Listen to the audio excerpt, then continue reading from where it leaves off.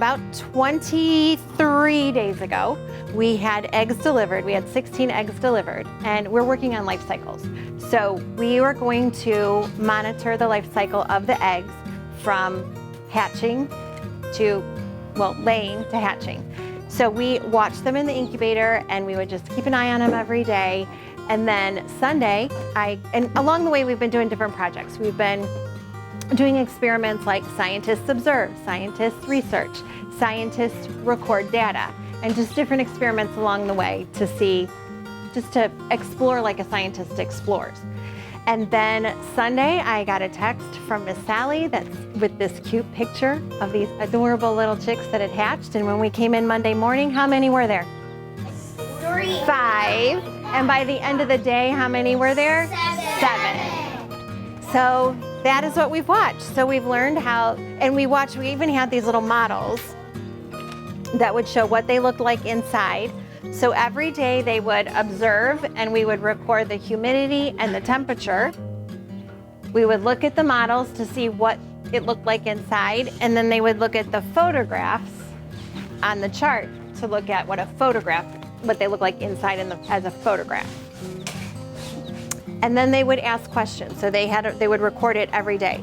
Record the date, the humidity, the temperature, what they observed, questions they still had, and predictions as to what they thought would happen. So it falls under inquiry-based learning, where they ask questions and then they observe and research to find the answers. They've learned the life cycle of a bird. They've learned that sometimes the babies thrive and sometimes they do not. They have learned that they need to respect the environment of the chicks because they're not allowed to put their fingers in or poke their pencils in, but every day they observe them. They know they have to be fed and watered. Before you came, I was just about to change their water. So they know they have to be cared for. They have to stay warm. They know it's not just like the egg hatches and then everything's good and they grow up. They have to be cared for, even in the incubator. Like the humidity has to be a certain percentage. The temperature has to be a certain percentage. So life is fragile.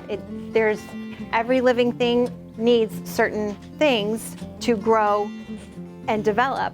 And we were learning that was true for chickens, it's true for us, and next is plants. I learned that it takes 12 hours for the chicks to hatch until they hatch, and so they can later so they could dry to replace into the cage.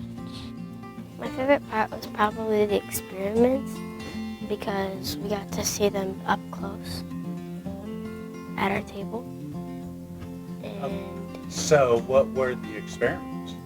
So we would take an egg and we would spin it, but then it didn't work because we had 2 raw eggs and one was supposed to be hard-boiled. So then that didn't work, but it also was fun watching them, like looking at the different eggs and the models throughout the 21 days. My probably favorite part is seeing number 7 hatch, because it was so cool. His beak was legit down, and he tried so hard that each 5 seconds we have to go check on it. We're like, is he gonna hatch or no? He's gonna hatch or no? Number 7 is a black one. I think that's number 7. I remember he's a black one. Black and white? No, he's just black. His butt is white.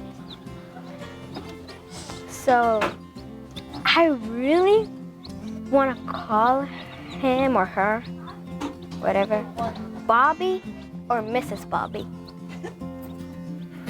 Mrs. Bobby. Okay, because one of them Bobby is Joe. No, Billy Bob, yeah. Billy Bob. So I just called them Mrs. Bob. Mrs. Bob. It's been a lot for them and us, and it's been a long journey, and I'm gonna miss them when they're gone.